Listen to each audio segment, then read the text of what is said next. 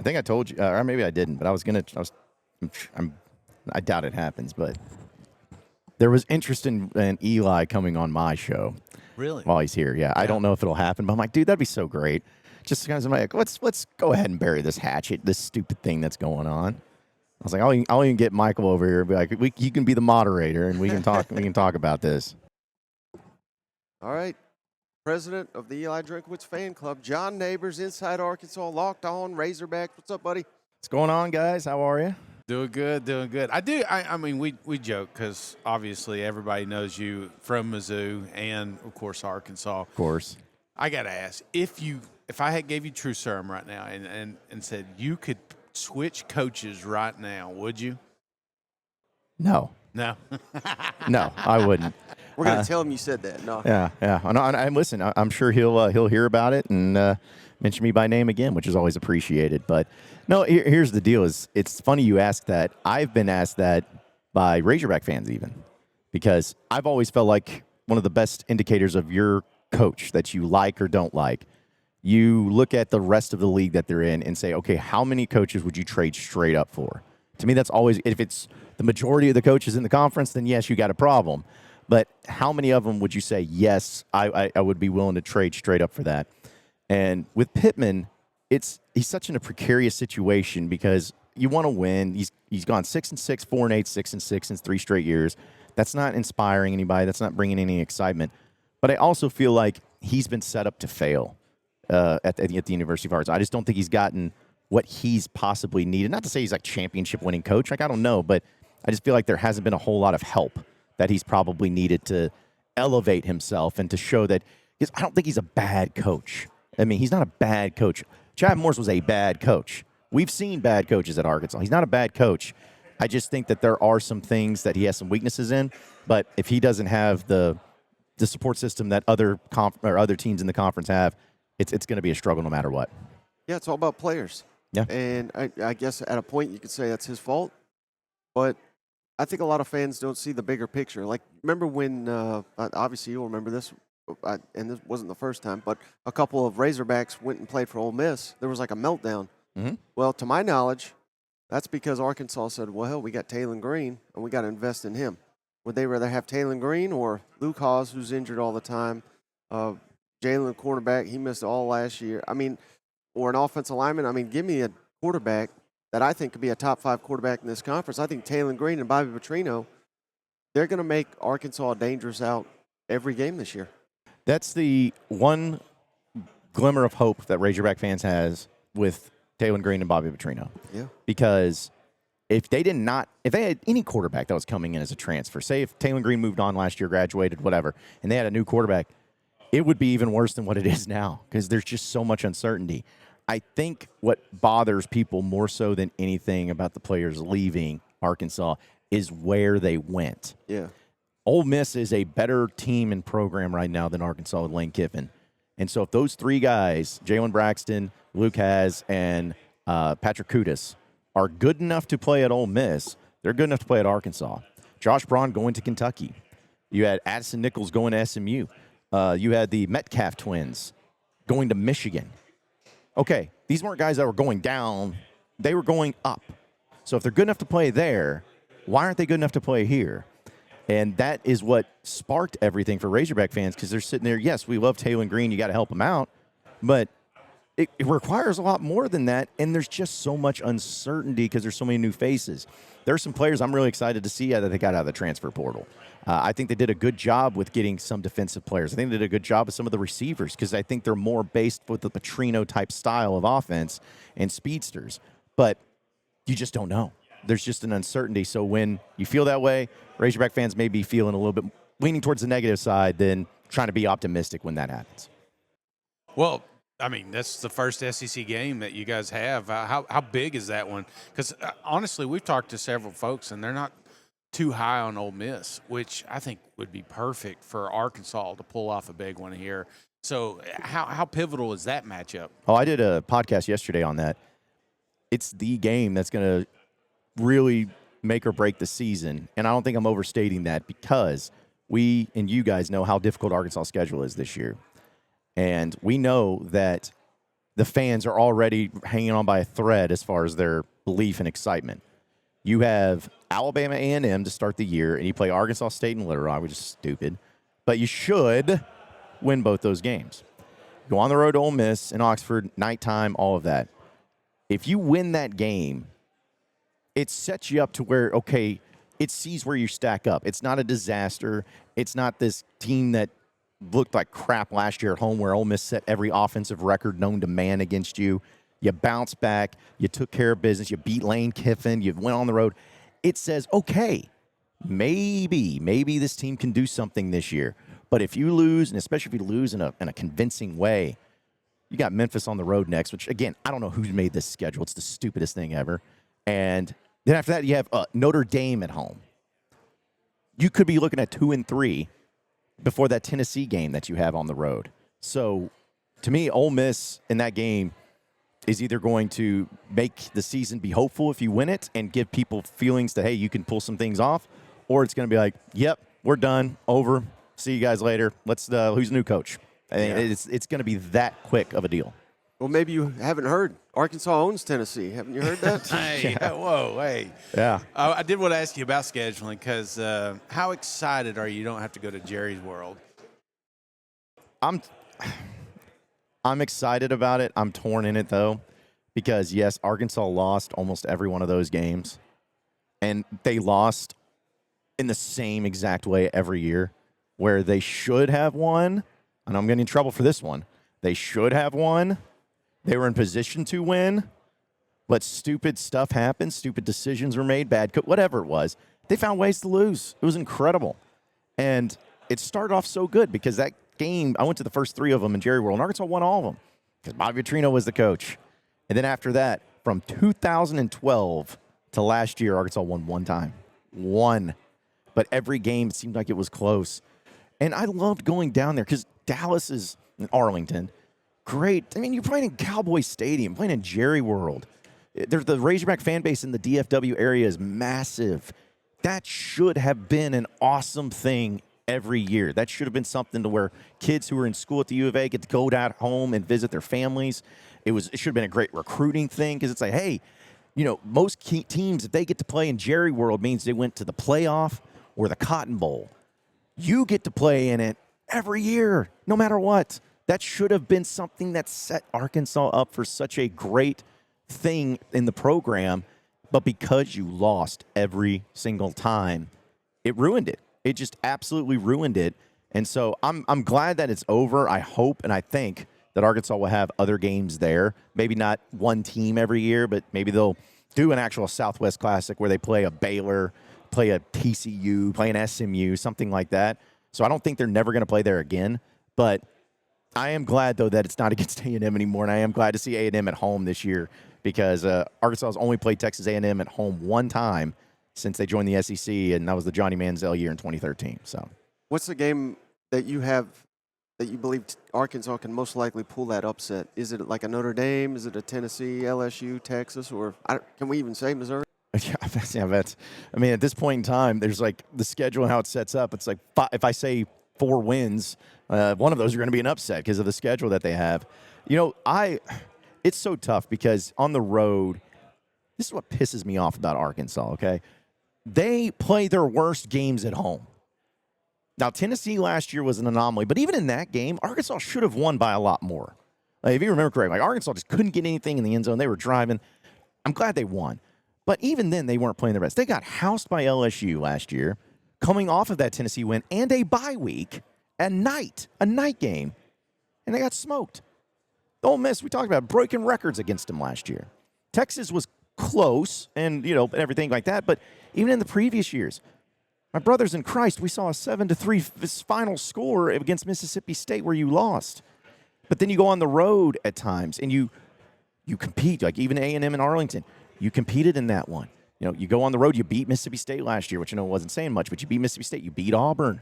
In Missouri, you lost again, but you at least played better against them than you did in some of the games at home. And so that's the thing that just drives me up a wall where I should be like, oh, man, the home games, that'll be when they upset, but they don't play well at home. So if I was going to pick one, I would honestly, truly say either Ole Miss or Texas A&M. I'm going to call that an upset because I think Texas A&M, not going to be great, but I think that they'll be, when Arkansas faces them, like a top 25 team. I think that could be one of them. But other than that, nah, I ain't got nothing more. I know. Yeah. Well, We got to put a helpline at the bottom. You know? hey, listen, you got basketball, Hey, baseball. yeah. It's not always bad. But no, in all honesty, I don't think Arkansas is that far off. We talked about this year being one of the craziest seasons. It wouldn't blow our mind if some of these teams that maybe we wrote off as middle of the pack hits. Taylor Green, who knows, that wide receiver room that we don't know about, maybe 2 or 3 of them pop off, and this defense does improve, and this offensive line under Sam Pittman becomes something. There's opportunity, and I do like the scheduling. You mentioned a lot of those games, but if that were to happen, who are a couple of names that probably folks outside Arkansas are not familiar with, but you got your eye on right now saying, hey, if we have a successful season, it's because 1 or 2 of these guys? Well, I mean, the obvious one is, as I mentioned, with Petrino and Taylor Green. Right, I mean, that's where right. it's going to start. But outside of that, I think, you lost Jaquindon Jackson last year to running back position, Jaquindon Jackson was awesome. That guy, if he just would have stayed healthy, he loved contact, but I dude was just a beast. You lost him. You got Braylon Russell coming back. But, Mike Washington, he's a transfer running back, I believe from New Mexico State. He's not as physically empowering as Jaquindon Jackson, but he's a big guy. He's like 6'2", 230. I really like having that type of running back because that's what Petrino wants. His entire time when he was at Arkansas, and he always has a style that he can make work, but he loves big running backs. That's why Jaquindon Jackson was a great fit for him. He doesn't like the scat backs. So I think that he's going to get a lot of run, and I think that if he stays healthy, and of course the offensive line steps up, I think he could be that guy, and I think he could really do well. The Omega Blake wide receiver, I hear has got everything that you could possibly want. But in the spring, the thing that Petrino was talking about was the route running. And I think that was a lot of the new wide receivers. Because Petrino, everyone talks about this way of coaching quarterbacks, which is true. But the thing about Petrino, in case you guys don't know, I really love Petrino. The thing about Petrino is he has his wide receivers so meticulous when it comes to their route running. That's what makes the quarterbacks even better. It's like, you will not play for me if you cannot run this route this exact way. And he's great at coaching them up. So I think no matter what, you're going to have some receivers step up. Last year, you had guys that were huge. Andrew Armstrong 6'3", Isaac TeSlaa was about 6'3", Tyrone Broden was 6'7". You had big wide receivers. They've gone the opposite direction. They got 2 wide receivers out there that are 5'9", tiny little guys. And so they have a couple guys that are the good size, but my point is I think they're going to see a lot more of, hey, just get the ball in their hands and let them go do stuff. Because one of the great things back in 2010, Jarius Wright, Joe Adams, I know you guys remember, Jarius Wright was 5'11". Joe Adams was 6 feet tall. They weren't big guys, but they were incredible in the passing game because they were open. And so I think that's what could really open up this year. So I like Omega Blake. Ismail Cece was somebody I was excited about, but he got hurt in the weight room, and maybe we'll find out when Pittman talks just how much it's going to be as far as his injury goes. But, I like those guys. But defensively, real quick, it's also a tough thing because there's a lot of new faces there. But, I think that someone like Steven Dix, the linebacker, he played a little bit last year. He stepped up and he got better. I think Travis Williams does a great job of developing linebackers. I think he's a guy that, alongside Xavier Sori, could really make some noise this year and really help Arkansas out. I like how he casually dropped in Joe Adams. That was unnecessary. Like Shane doesn't have nightmares of that play to this day. I think we had 15 defenders on that punt return and still could not bring him down. Yeah, okay. Well, I think you're going to be okay because we still have Clint Sterner and his fumble. So I think you're going to be just fine. All right? Yeah, it's like if that's the one play we have over Tennessee, I still think you're doing just fine. Hey, I feel like we say this every year, and I'm not trying to pick on the guy because I'm a big fan of Sam Pittman, but isn't it weird we're going into, year 5? And it always 6, and it always feels like the offensive line is a question mark, moving pieces around, adding transfers. How big of a surprise is that, again, we don't know if that's a strength. I would have thought the day you hired Sam Pittman, that meant we were always going to have a great offensive line. That's been the most shocking thing about it all. Sam Pittman has never been a head coach before until he came to Arkansas. And kind of like what you said, well, at the very, very minimum, Arkansas is going to have a great offensive line. He may not be able to do anything else. They're going to have a great offensive line. And not only have they not had a great elite-level offensive line since he's been here, there's been times they've had awful offensive lines, and it doesn't make any sense. I know there's been some coaching changes. I really like Eric Mateos, who's the offensive line coach now. Really fired-up guy. I thought that Arkansas improved their offensive line for sure last year from the previous year.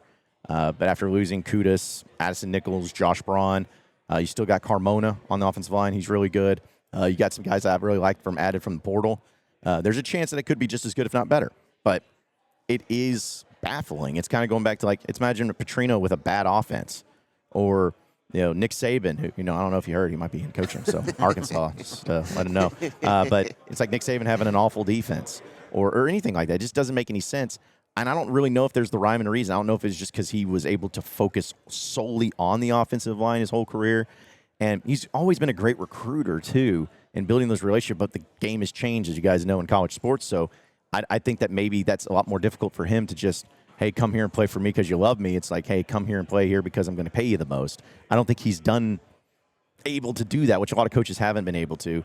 And so when you can't recruit the high level, you don't maybe not have the great offensive line. So it's been really weird how that's not been the case. Maybe this is the year it really takes steps forward, but that's just one of many mysteries of the Razorback experiment under Sam Pittman that nobody can figure out. Got anything? Last things? No, I mean that's pretty much it right there. I am a little worried again because you talked about home and away, but then you made a good point that they seem to play better on the road because you talk about a tough road schedule. That's a lot of people want to pile on Georgia or Mississippi State or look at Florida's schedule. It seems like Arkansas since COVID year has been screwed, annually on these. Are you looking forward to 2026 release? It feels like there will be maybe the clouds parting a little bit. You're already jumping ahead of season? Come on. Yeah, brother. We don't know what the schedule is. It could be twice as hard. Yeah. It probably will be. Yeah, it will be. Yeah, no, they'll get Georgia on the road. They'll throw in Florida on the road. Whatever it is, they're going to make it difficult. I remember that 2020. They're like, we're going to play 10 SEC teams, and we looked at Arkansas and we're like, what did? Yeah, yeah. I'll never understand. But here's the deal: I think from at least comments that Greg Sankey's made, Arkansas and Texas are going to play each other every year in every sport, which is great. So it's like you're always going to have that difficult game on there. But I'm gonna poke fun a little bit of Missouri because it wouldn't be this podcast with me being on it without that. I don't know how they got the schedule they did. I was like, man, I'm jealous. I wish I had that schedule. 6 straight home games to start the year, and the only team you play with a sniff of a possible college football playoff will be Alabama, and you get them at home. How does that happen? Because that's what's crazy about the SEC. If Sam Pittman and Arkansas had that schedule, I think I'd be picking them to win 8 games, maybe 9, but they don't. So a lot of times coaches' successes, and nobody's making excuses, but a lot of times it's just about the luck of the draw on the schedule, and Arkansas's had no favors done for them. So, but hey, Mississippi State, Auburn, you get it home, no, that's about it. If they did go to the 9 and you had to pick your 3 permanent, who would it be? Well, Texas for sure, just because of the historical purposes. I honestly, I feel like Ole Miss. I want to keep Ole Miss because that game's always crazy. You never know what's going to happen. And there's it's closer in proximity a little bit, but I would pick them. And here's what's maybe controversial. Some Razorback fans will say LSU or, A&M or whatever. I would like Oklahoma because Arkansas, since joining the SEC and really even in the Southwest Conference, they've never been close to another school in proximity. In Fayetteville, it's northwest corner of the state. Nobody's close. I mean, the closest one forever in the SEC since joining it was like Oxford, and it's 6.5 hours away. But Norman is 3 hours. It would be great to go to an SEC game you can make a day trip out of because Arkansas's never been able to do that. And because of the bedlam or whatever, it's no longer there. It maybe opens it up. But I'd like to see Oklahoma and Arkansas play, at least in football, more because it'd just be nice to have a place you could just drive to and enjoy the game and everything. So it'd be cool. All right, last thing for you, John. All week we're presented by MyBookie. They're paying our way to be here, so we're asking everybody for their MyBookie hottest take of the season. Could be Arkansas related, could be SEC, could be whatever you want. What's your hottest take going into the 2025 season? My hottest take of this year will be that Taylor Green will be at least second team All SEC in the league at the end of the year. I think that his Petrino's ability and his ability, because of his arm strength, because of his speed, he's got to stay healthy just like everybody. But I just really think his numbers are going to be there. I think he's going to be a lot more confident in himself. I think the receivers are going to help him out a lot more. And I think that the quarterback situation in the SEC is a little bit overblown. I know people are obsessed with Arch Manning and everything. It's like, man, maybe, but Taylor Green finished 5th, I believe, last year in the SEC in passing, and there's 3 guys that were ahead of him are gone. They moved on.